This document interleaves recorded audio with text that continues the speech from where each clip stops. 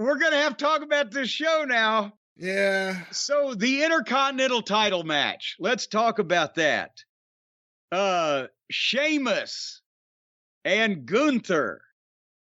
And I'll tell you what, this got me into the program at least. I was like, after this, I was like, okay, I will be optimistic for what lies ahead.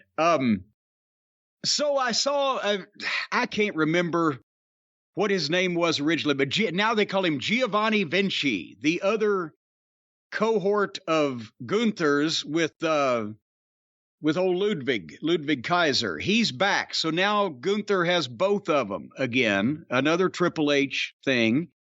And their entrance is fabulous. Ludwig is perfect for the introduction. Now the facials and the voice, the way he delivers it. And then when Gunther comes out, did you see the choreography?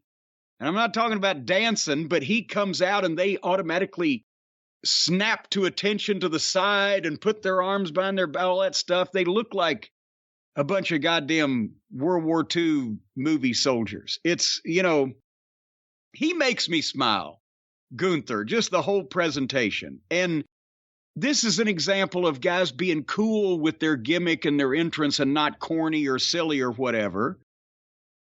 And, then, of course, they still do the thing where the Stooges get in a fight while Gunther and Sheamus face off, but it worked better here than on television because at least they're in the match finally and they're going to do something. But the Stooges fought off and we got the bell. And this crowd was into it. Yeah. I mean, they were into, almost everything, but especially the good stuff.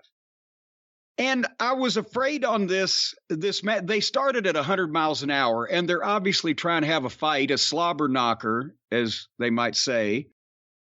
And it was a little sloppy-ish at first. I wish they'd settled down, but Gunther hit a big boot and slowed it down, and then they kind of did. And they worked stiff, but they...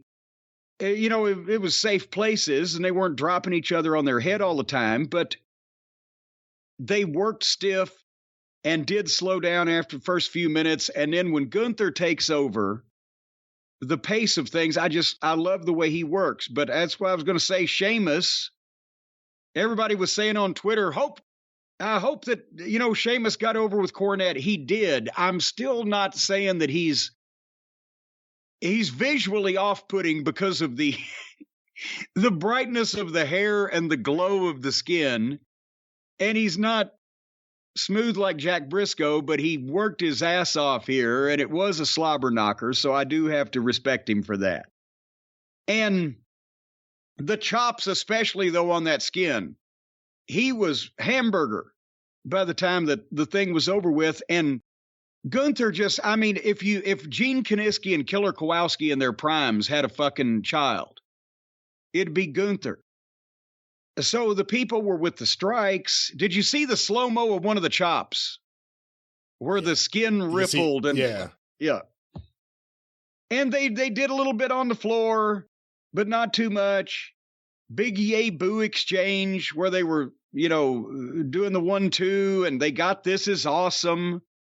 And the fans were really into this thing because obviously, and Sheamus is, a local hero like Joe Hendry.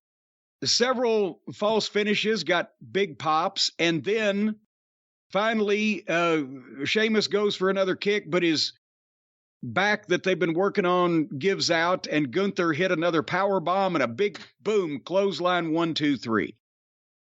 And that was a great match.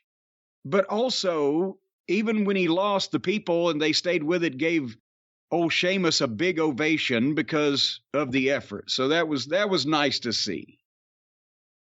Did you feel like it was a goodbye to Sheamus, or was it just a one-night thing? Did it feel like, all right, I'm taking a break? Well, is he supposed to be? I don't know. If it's not, that's a good time to take a break. I guess that's my point. Well, see, that's part of the thing that I've had with him is just, God, he's been around for a while, even before we started watching regularly. And it's the creative has been, for most people. Maybe he hadn't had a chance. Maybe he could go away and learn a new hold, come back, and they'd miss him because he went away. See, these people, they missed him because he's been here in America. He doesn't get over there too often. You're always more popular in places that you don't go all the time. Have you noticed that? Speaking of more popular of places that you don't go all the time, Shayna Baszler next wrestled Liv Morgan. And we were expected to believe in some fashion that Liv Morgan beat Shayna Baszler in any kind of hand-to-hand combat.